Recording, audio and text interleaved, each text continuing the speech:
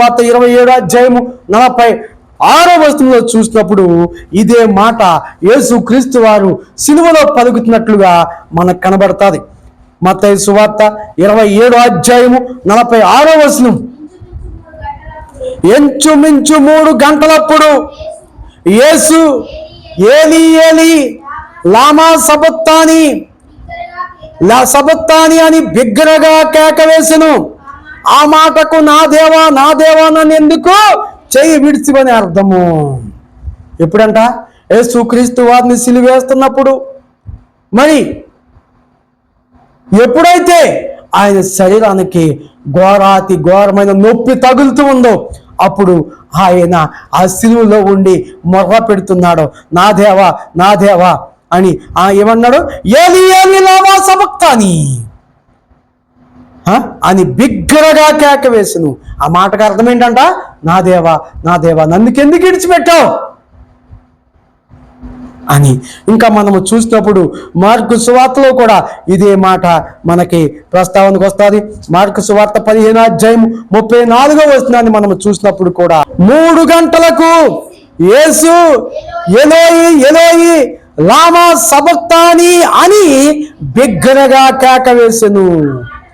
ఆ మాటలకు నా దేవా నన్నెందుకు చెయ్యి విడుస్తువని అర్థం. కావండి, ఎవరు ఎప్పుడు అయ్యా మనల్ని విడిచిపెడతారో తెలియదు, దేవుడు కూడా ఎప్పుడు విడిచిపెడతారో తెలియదు కదా. మరి యోబు గారిని కదా దేవుడు కూడా ఎవరికి అప్పగించాడంట? సాతానికి. యథార్థంగా ఉన్నాడు యోబు గారు, ఏ పాపం చేయలేదు, ఏ తప్పు చేయలేదు. ఆయన నీతిగా ఉన్నాడు. తన కుమారుల కోసం తన కుమార్తెల కోసము ప్రతిరోజు బలులు అర్పిస్తూనే ఉన్నాడు, రక్తం చిందిస్తూనే ఉన్నాడు, యాగాలు చేస్తూనే ఉన్నాడు. అయినను సాతాను కన్ను ఎవరి మీద పడింది? యోబు మీద పడింది.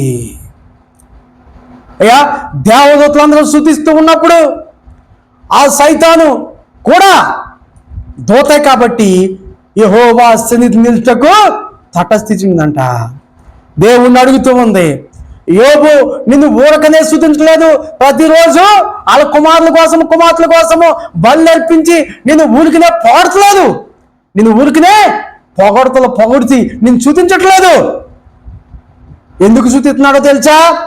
ఆయనకి ఇచ్చిన ఆస్తికి, ఆయన కుమారులకి కుమార్తెలకి, ఆయన పనివారికి, ఆయన ఇంటి చుట్టూ, ఆయన పొలం చుట్టూ నువ్వు ఏం వేసావంట?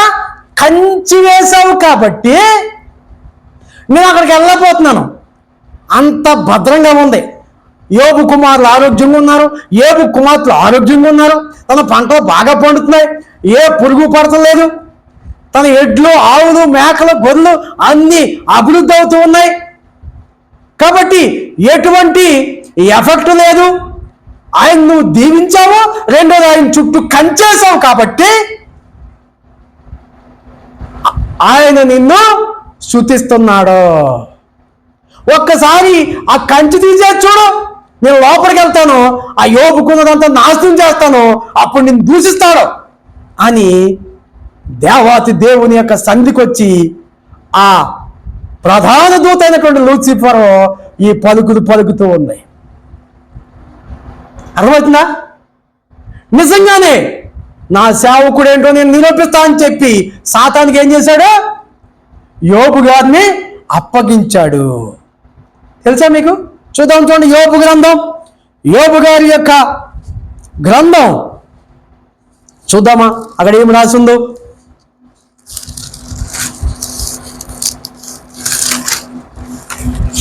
నిజంగానే యోబు గారిని సాతానికి అప్పగించినట్లు మనము చూడగలం. చూడండి ఏమంటుందో. ఏం చేస్తాడంట యోబు? ఏం చేస్తాడంట? యోబు ఎలాంటి వాడు? మొట్టమొదటి వస్తుంది, చదువుతాను చూడండి. ఊజు దేశమందు యోబు అను ఒక మనుషుడుండెను. అతడు యథార్థవంతుడును న్యాయవంతుడునై దేవుని యందు భయభక్తులు కలిగి చెడుతనమును విసర్జించిన వాడు. అతనికి 7 కుమారులను 3 కుమార్తెలను కలిగిరి. ఇంకేమున్నా తెలుసు? అతనికి 7,000 గొర్రెలను, 3,000 ఒంటులను, 500 జతల ఎడ్లను, 500 ఆడుగాడును కలిగి బహుమంది పనివారును అతనికి ఆస్తిగా ఉండెను గనక తూర్పు దిక్కు జనులందరిలో అతడే గొప్పవాడిగా ఉండెను. దేవుని స్తోత్రం కలుగును గాక. అయ్యా, ఇలాగ జరుగుతుంటే యోబు ఏం చేస్తున్నాడు తెలుసా? చూడండి 5వ వచనం చూద్దాం. ఎందుకో తెలుసా? ఆయన ప్రతిరోజు ఏం చేస్తున్నాడు తెలుసా? దేవుణ్ణి స్తుతిస్తున్నాడు. నీవు కూడా యోబు లేక ప్రతిరోజు దేవుణ్ణి స్తుతిస్తూ ఉంటే నీ ఇంట్లోకి తెగులు రాదో, నీ ఇంట్లోకి అప్పు రాదో, నీ ఇంట్లోకి రోగము రాదో. నువ్వు స్తుతించలేకపోతున్నావు. దేవుడు ఏం చేస్తున్నాడో తెలుసా? యోబు గారు ఏం చేస్తున్నాడో చూడండి. 5వ వచనంలో చూడండి. వారు విందు దినములు పూర్తి కాగా యోబు తన కుమారులు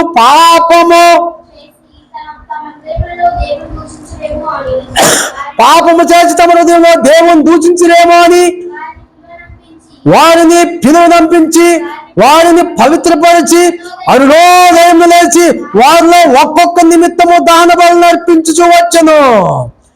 యోబు నిత్యము అలాగూ చేయుచుండెను. దేవుని స్తోత్రం కలిగిన గాక. యోబు ఏం చేస్తాడంట? నిత్యము ఒకరోజు చేసి ఒకరోజు చేయకోకుండా, ఓపుకున్నప్పుడు చేసి, నిద్ర ఉన్నప్పుడు చేసి, నిద్ర లేనప్పుడు చేసి, అలా కాదు.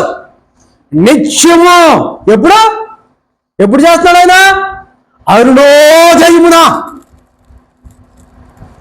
ఎందుకో తెలుసా? వాళ్ళ పిక్నిక్లు చేసుకుని, విందులు చేసుకుని, ఒకవేళ వాళ్ళకున్న క్లబ్బుల్లో గబ్బుల్లో ఎటువంటి పాపం చేశారేమో అని. అవునే కదా? యవనస్తులు వాళ్ళ నిమిత్తం తన తండ్రి వాళ్ళ పరిశుద్ధపరిచి అరుణోదయమునే దేవుని బలిపీఠం మీద వారి కోసము బలు అర్పిస్తూ యోబు నిత్యము అలాగూ దేవుణ్ణి చూడంట స్తుతిస్తూ ఉండేవాడంట. కాబట్టి వారి జోలికి స్తుతించే కాడికి ఏమి రాదో సాతాను రాదు.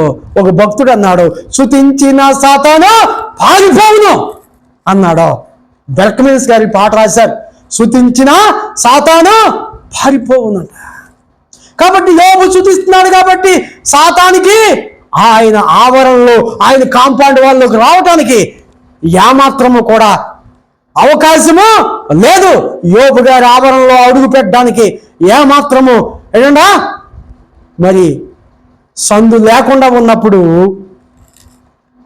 ఆ సాతానంట ఎక్కడికి వచ్చిందంట? దేవుని సన్నిధికి, దేవుని దూతలతో పాటు వచ్చింది. ఎందుకంటే గుర్తుపట్టలేదు కదా. దొంగలు కూడా ఏం చేస్తారంటే అందరిలాగా సూటు బూటు వేసుకుంటారు. ఆ బస్సులో ఇరుగ్గా ఉన్నప్పుడు పిక్ పాకెటింగ్ చేస్తారు. ఏంటంటే జేబులు కొట్టేస్తారు కదా. అలాగే ఈ దేవదూత కూడా ఏం చేసిందో తెలుసా? అందరు దూతలు వస్తున్నప్పుడు ఆ దేవదూత కూడా ఎక్కడికి వచ్చిందంట? దేవుని సన్నిధికి వచ్చేసి, చూడండి 6వ వచనం చూద్దాం. దేవదూతలు అనగా అర్థం ఏంటి? కింద పుట్టినట్లో చూడండి, దేవునికి కుమారులంట. దేవదూతలు అనగా అర్థం ఏంటి?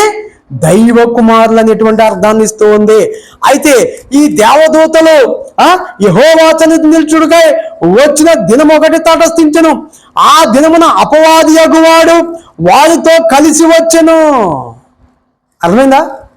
దేవుడు గుర్తుపట్టలేడేమనుకుని దేవుడి సందికి కలిసి వాళ్ళతో వచ్చేసిందంట.